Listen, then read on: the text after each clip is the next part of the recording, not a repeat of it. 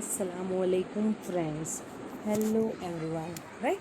So in our last session we learned about the basic fundamentals of hire purchase and installment system, where we studied what is the difference between hire purchase and installment system and what they individually mean. Also we learned about the basic terms used under it. Right? Now, as I said, we will study the calculation of interest. How to ascertain the interest amount under hire purchase, right? Now, there are two methods for this. First of all, hire purchase price consists of two elements, that is cash price and interest.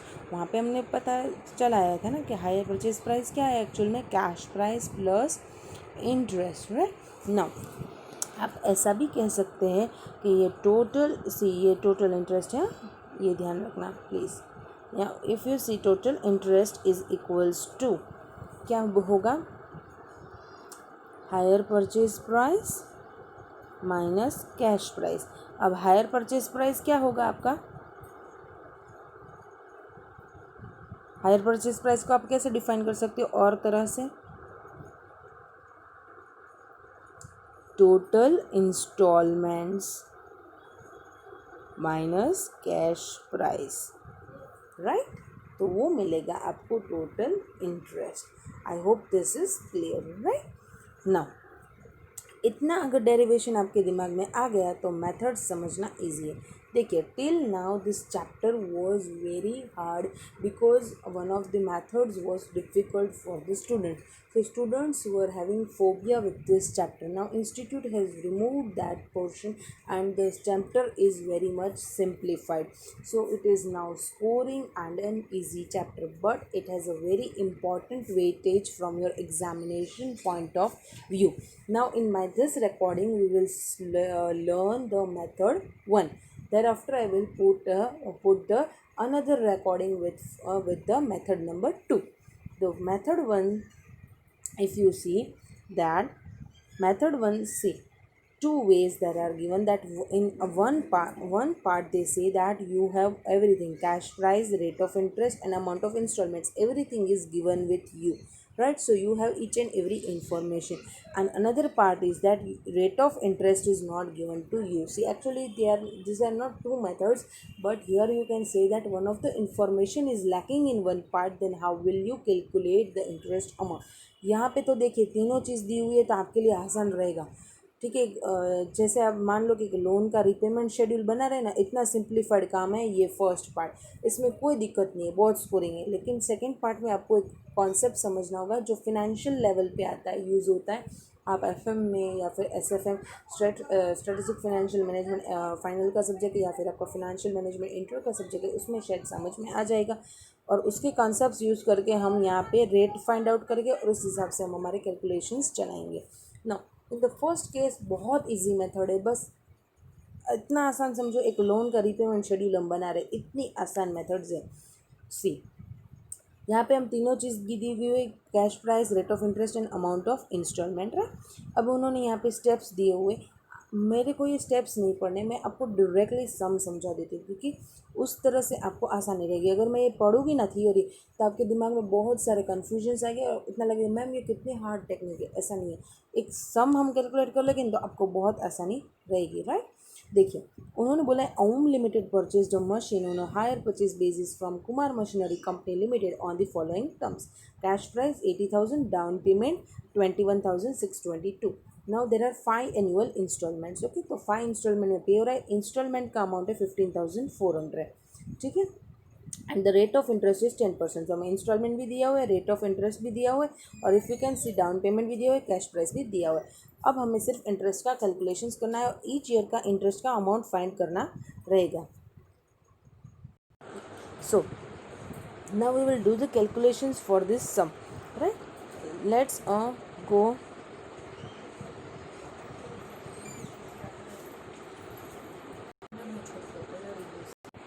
Now they have given us two information, cash price and down payment, right? 80,000 minus 21,622, we will get balance outstanding. So this is the amount which is actually payable to the person. So this is outstanding. This is the amount on which interest shall be charged. Right? Now, I hope this is clear. Now we will create one table, one chart. Right? See, I will create this chart. Now, here we have year.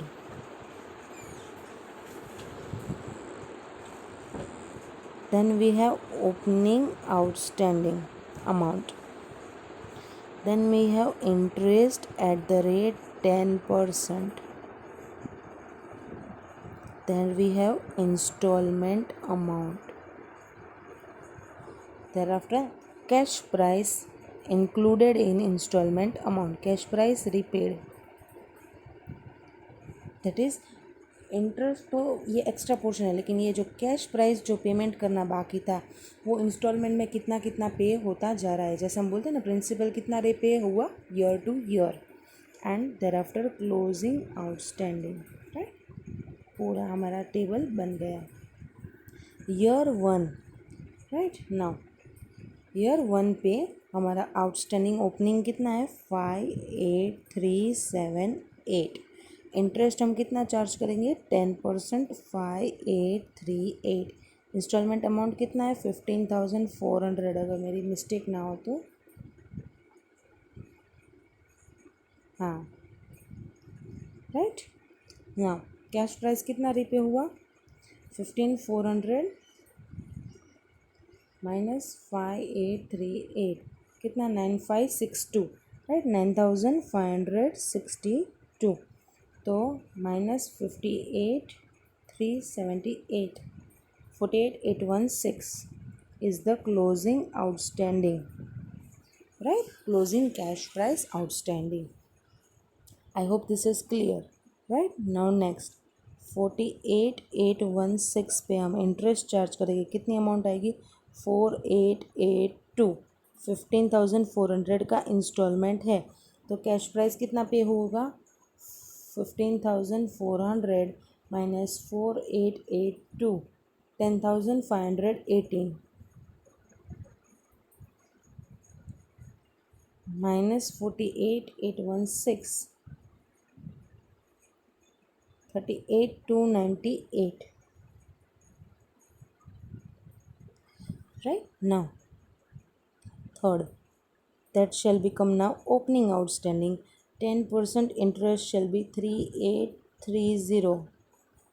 Right, 15,400 shall be the installment amount, and your principal shall be, or your higher cash price shall be कितना था 3830, 11,570. Right,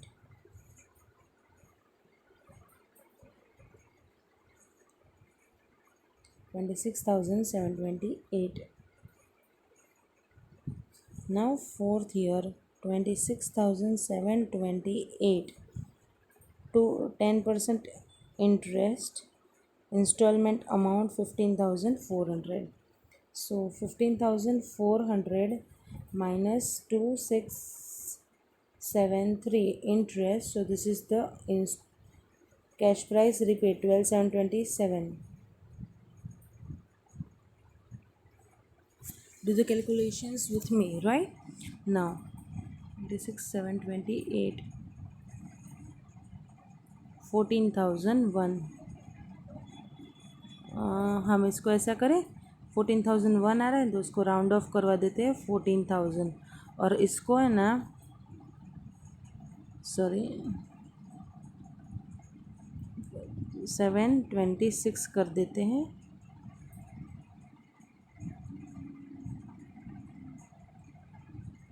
और इसको है ना 4 कर देते हैं. Right, ना ये राउंड ऑफ हो जाए ना, इसलिए सिर्फ किया, बाकी कुछ है नहीं, सिर्फ 1 रुपये का एडजस्टमेंट किया, इंटरेस्ट में ज़्यादा डाल दिया, वैसे भी राउंडेड ऑफ ही है. ना 14,000 पे कितना इंटरेस्ट आएगा 1,400. 15,400 का इंस्टॉलमेंट, तो कैश प्राइस कितना रिपे हुआ 14,000, और ये हो गया नील. राइट ना। अगर हम एक चीज़ समझें, मैंने आपको अभी एक इक्वेशन बोला कि hire purchase price is equals to down payment plus cash price. Right now, if you want to calculate interest, you can do that higher purchase price minus cash price. What is your higher purchase price? Anyone can see? Higher purchase price is equals to, ये सभी total में बात कर रहे हो, total interest की, total installments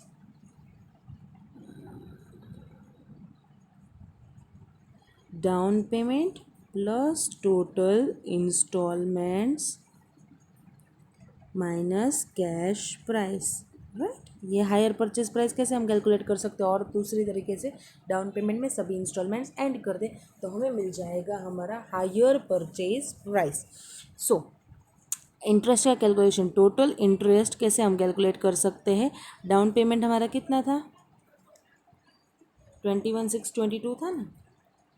हाँ जी, ठीक है, तो 21,622 प्लस इंस्टॉलमेंट हमारे 15,400 इंटू 5 ईयरली इंस्टॉलमेंट्स है ना, सबका टोटल लगाने का है इसलिए, माइनस कैश प्राइस 80,000 है ना। यस, ठीक है, अब मैं कैलकुलेशन कर लेती हूँ। 15,400 into 5 that is 77,000 plus 21,622 that will come to 98,622 minus 80,000 that shall come to 18,622 rupees. So this is your total interest. तो मैम हमने ऊपर तो इंटरेस्ट कैलकुलेट किया योर वाइज, मैं बेटा ये बोलना चाहती हूँ कि आपका ये इंटरेस्ट का टोटल करोगे आप तो ये 18,622 आएगा। थोड़ा राउंडिंग ऑफ एरर होगा शायद क्योंकि हमने पॉइंट्स राउंड ऑफ किए थे। ठीक है, चलो मैम करके तो दिखाओ। ठीक है बेटा, 5838 4882 3830 2674 1400। ठीक है ना, 2 रुपीज़ का सिर्फ डिफरेंस है, वो है राउंडिंग ऑफ एरर, बाकी आपका ये टैली हो ही जाता है। राइट, 2-5 रुपये का फ़र्क चलता है लेकिन ये टैली हो ही जाता है। अब देखिए यही हुआ टोटल इंटरेस्ट। तो क्यों hire purchase is greater than cash price, क्योंकि आप अभी पेमेंट नहीं कर रहे हो, पेमेंट डिफ़र कर रहे हो, इसलिए मैं वो इंटरेस्ट वो इंक्लूड कर देते हैं। Right, I hope the whole picture is clear to you. So this was the method 1। अगर मैं अब स्टेप्स पढ़ती ना तो आपको प्रॉब्लम आ जाता, मतलब मैम ये क्या इतना बड़ा बड़ा लिखा है और हमें समझ में नहीं आ रहा है, प्लस करने को बोल रहा है, माइनस करने को बोल रहा है, समझ नहीं आ रहा है। ठीक है, लेकिन ये टेबल अगर एक बार आपने बना लिया मतलब आपके लिए पूरी आसानी होगी। हाँ, इंस्टीट्यूट ने अपने मॉड्यूल में थोड़ा अलग सा चार्ट बनाया, आप देख सकते हैं। ठीक है, इस तरह से बनाए, करना वो लोग वही चाहते हैं जो मैंने किया है। ठीक है, मेथड वही है। ठीक है, सिर्फ रिप्रेजेंटेशन डिफरेंट है। ठीक है, प्रेजेंटेशन ऑफ फॉर्मेट डिफरेंट है। मैं इसलिए वो रेकमेंड करती हूँ क्योंकि उसमें कोई दिक्कत नहीं आएगी। अगर आप यहाँ पे देखिए, ये जो बैलेंस था उस पर इंटरेस्ट कैलकुलेट किया हुआ है, देखिए हमने भी वही किया था बैलेंस, फिर उस पर इंटरेस्ट कैलकुलेट किया, फिर इंस्टॉलमेंट से वो इंटरेस्ट का अमाउंट निकाल के कैश प्राइस कितना रिपे हुआ वो निकाला, फिर वो आउटस्टैंडिंग कैश प्राइस से वो माइनस किया और कितना अभी आउटस्टैंडिंग रहता है वो कैलकुलेट किया। तो करना तो वो भी यही चाहते हैं, सिर्फ मेरा रिप्रेजेंटेशन डिफरेंट है। राइट, आप देखिए, बट ये टेबल अगर आपने ड्रॉ कर लिया मतलब आपके लिए आसानी हो जाएगी। राइट, और एक ही आपका डेरिवेशन आपको समझ में आ जाना चाहिए कि हायर परचेज प्राइस से इंटरेस्ट को कैसे कंप्यूट करना। So this was your method number 1। I hope it was easy to all of you. Now you can see just read out this points, कैसे deduct the down payment from cash price. क्यों, तो हमें पता चलेगा balance outstanding क्या है। Then calculate the interest at the given rate on remaining balance, फिर जो रिमेनिंग बैलेंस है उस पर इंटरेस्ट कैलकुलेट करना होगा, और वो जो इंटरेस्ट होता है वो फर्स्ट इंस्टॉलमेंट में इंक्लूडेड होता है, तो उसको हमें इंटरेस्ट को फर्स्ट इंस्टॉलमेंट की अमाउंट से माइनस करना है। जो रिजल्टेंट फिगर है वो क्या है, कैश प्राइस जो फर्स्ट इंस्टॉलमेंट में इंक्लूड था। अभी ये जो कैश प्राइस है वो बैलेंस आउटस्टैंडिंग से माइनस करेंगे तो जो वो रहेगा वो होगा amount outstanding after first installment. फिर वापस उस पर इंटरेस्ट कंप्यूट करें, फिर वो इंटरेस्ट को इंस्टॉलमेंट से माइनस करके कैश प्राइस कितना इंक्लूडेड था सेकेंड इंस्टॉलमेंट में वो निकालें। फिर वो निकालने के बाद आप वो बैलेंस आउटस्टैंडिंग से माइनस करें ताकि हमें पता चलेगा सेकेंड इंस्टॉलमेंट के बाद कितना अमाउंट आउटस्टैंडिंग है। इस तरह से ये प्रोसेस आपको जब तक आपका आउटस्टैंडिंग नील ना हो जाए, मतलब कि 5 इंस्टॉलमेंट्स है तो तब तक 5 इंस्टॉलमेंट्स के साइकिल में, और फिर एंड में आपका क्लोजिंग आउटस्टैंडिंग नील आ जाने चाहिए, तब तक ही आपको प्रोसेस रिपीट करना है। राइट, अब आपको ये बहुत अच्छे से समझ आ जाएगा आसानी से। पहले अगर मैंने पढ़ा होता तो आपको आइडिया नहीं आता। Right, I hope this method is clear to you. Now I will come with my next recording with the method number 2 for assignment of, sorry method number 2 मतलब वहाँ पे आपको रेट ऑफ इंटरेस्ट नहीं दिया हुआ है, उस सिचुएशन में आप कैसे इंटरेस्ट का कैलकुलेशन करेंगे। दो सिचुएशंस में आपने इंटरेस्ट का कैलकुलेशन किया, one when you are given with each and every information and another where you are not given the rate of interest. Okay, so I hope this is clear. Thank you so much.